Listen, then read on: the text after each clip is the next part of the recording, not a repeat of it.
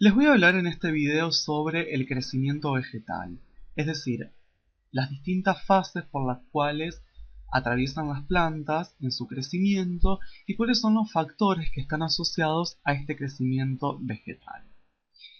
Primero vamos a definir qué es el crecimiento vegetal o qué entendemos por crecimiento vegetal. Lo podemos definir como la síntesis, se los voy a escribir a la definición. Es la síntesis de materia viva, también conocida como protoplasma, que viene acompañada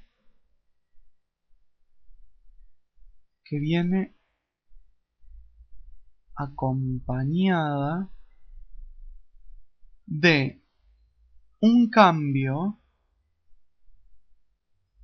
en la forma y un aumento irreversible de la masa de un organismo vivo, órgano o célula. Entonces, esta definición, que es un poco larga, ahora se las voy a explicar.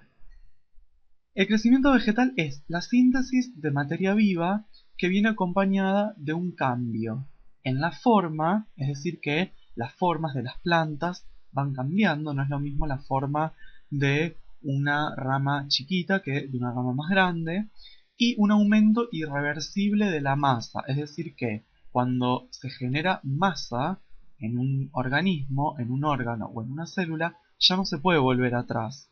Cuando ya se obtuvo esa masa, ya está, ya a lo sumo puede seguir aumentando, pero disminuir no. Bien, vamos a ver que el crecimiento vegetal tiene tres fases típicas, que se las voy a ir contando ahora, pero primero se las voy a nombrar. Una es la fase embrional, luego está la fase de diferenciación,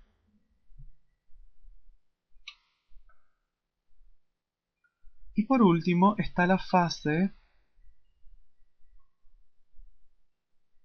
de crecimiento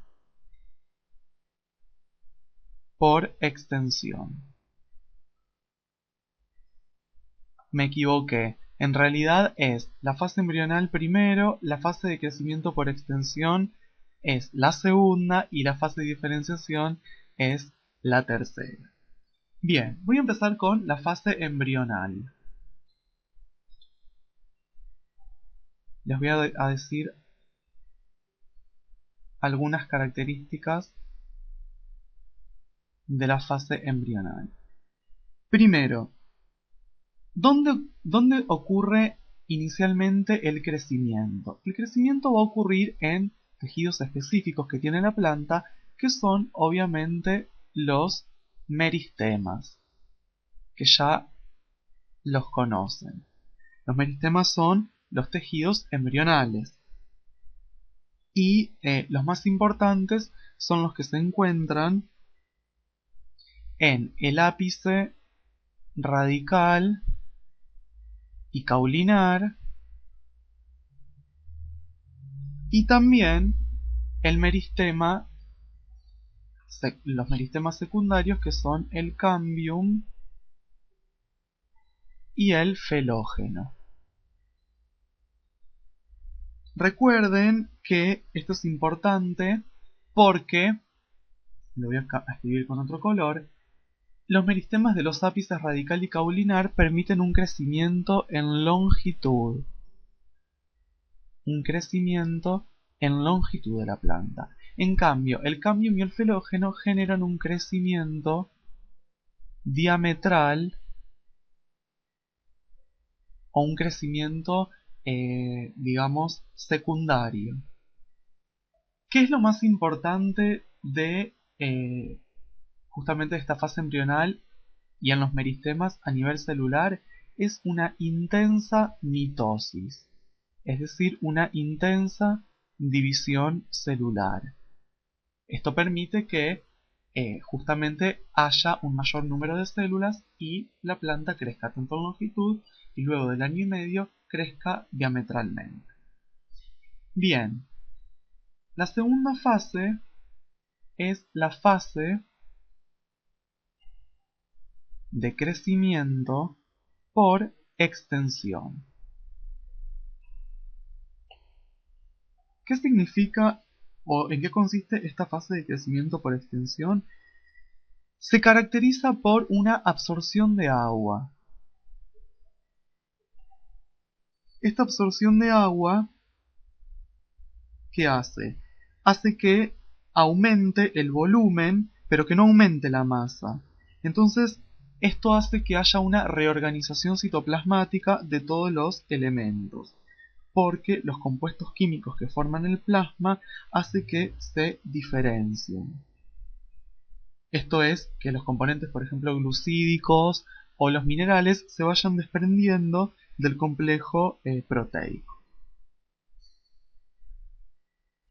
Y esto obviamente hace que las células y los distintos órganos de la planta se vuelvan turgentes. Esto viene acompañado de un aumento de tamaño de las vacuolas celulares. Estas vacuolas ejercen presión sobre las paredes celulares generando esta turgencia y obviamente esta absorción de agua hace que aumente muchísimo más o se den con mayor intensidad todas las actividades celulares. Y la tercera fase que les había contado es la fase de diferenciación. ¿En qué consiste la fase de diferenciación? Comprende distintas clases de especializaciones.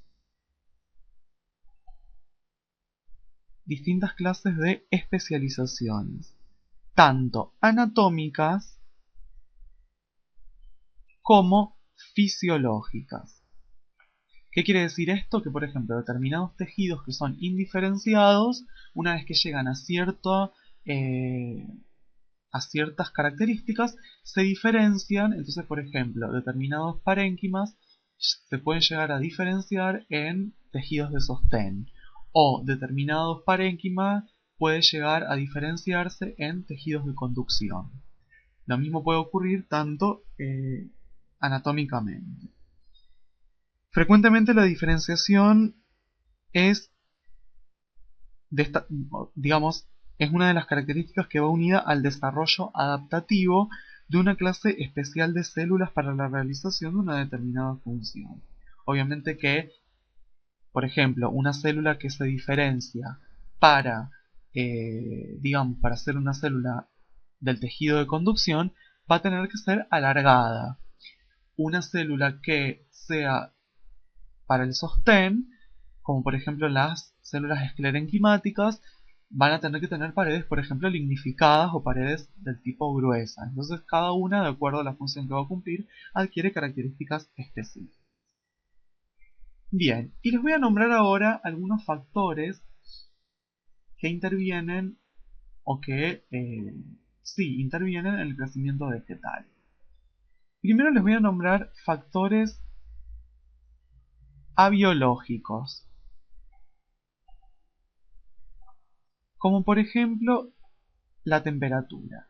Al igual que en la germinación de las semillas, el crecimiento vegetal tiene tres temperaturas: una mínima, una temperatura máxima y una temperatura óptima.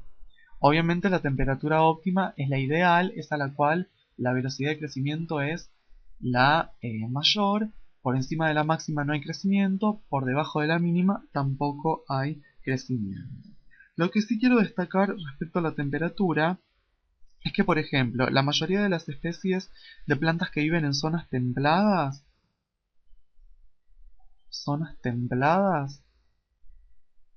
tienen, digamos, un óptimo de crecimiento entre los 25 y 30 grados centígrados. Por ejemplo, el máximo de una zona templada es el 40 o el 50 y el mínimo vendría a ser un 5. Eso para que tengan una referencia. Y también quisiera destacar plantas adaptadas térmicamente. Entonces tenemos plantas denominadas criófilas, que las plantas criófilas son las que se desarrollan en ambientes fríos o helados, y las plantas termófilas son las que se desarrollan en ambientes extremadamente cálidos y pueden soportar altas temperaturas. Bien, otro de los factores abiológicos es la intensidad luminosa. La intensidad luminosa, les diría yo que es la fuente esencial de toda la energía almacenada por la planta en la fotosíntesis, de la que dependen directa o indirectamente, obviamente, todas las formas de vida y sin la cual no sería posible el crecimiento. Obviamente que también la intensidad luminosa influye en el tamaño y en la forma, en la estructura interna, en la composición, en la intensidad de los procesos fisiológicos, también interviene en la floración, en la fructificación, etc. Obviamente que esta intensidad luminosa, representada por la luz, proviene obviamente del sol.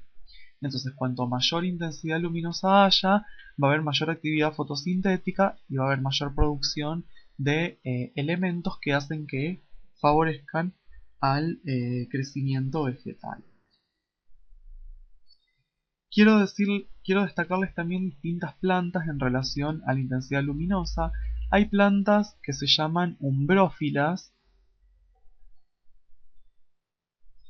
que las plantas umbrófilas pueden crecer con luz débil, es decir, que no necesitan estar expuestas a luz extrema.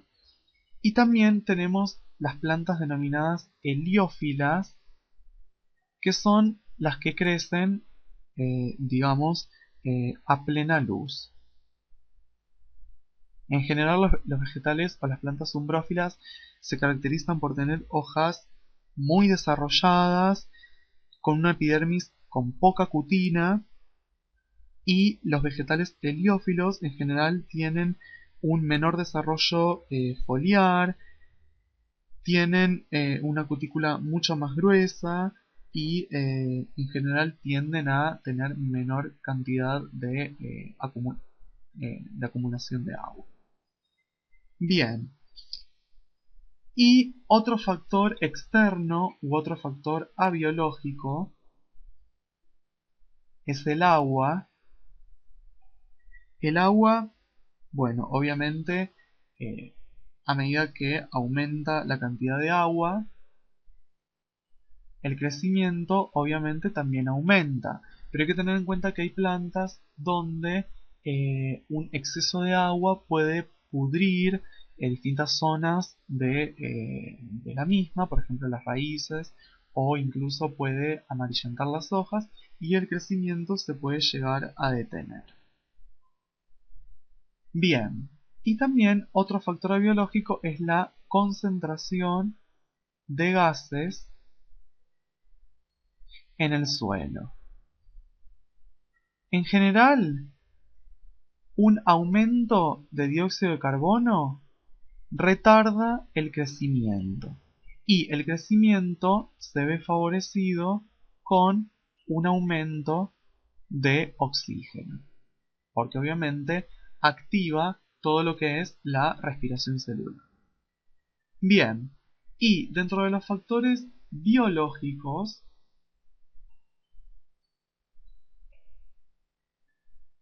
tenemos, en primer término, la herencia. Obviamente que el patrimonio hereditario de la planta es lo que le da sus potencialidades para desarrollarse de una determinada manera. O sea que todo vegetal posee un grupo de factores hereditarios o de genes que son capaces de influir sobre el desarrollo de determinados caracteres, como en cualquier ser vivo. En segundo término tenemos factores hormonales. las hormonas, que las plantas tienen hormonas, obviamente, influyen tanto en el crecimiento como en el desarrollo y en la reproducción. En general, las hormonas son sustancias químicas que viajan de un lugar a otro, están en muy bajas concentraciones e inducen a efectos fisiológicos definidos. Hay distintos tipos de hormonas y yo les voy a nombrar algunas para que tengan en cuenta cuáles son. Por ejemplo, las hormonas denominadas auxinas, que son las que intervienen en el alargamiento celular. Después tenemos, por ejemplo, las giberelinas, que son las que están encargadas de inducir el alargamiento caulinar. Y bueno, después tenemos otras otras hormonas que, bueno, no se las voy a nombrar para que no tengan tanta confusión, pero bueno, les nombré unas de las más importantes.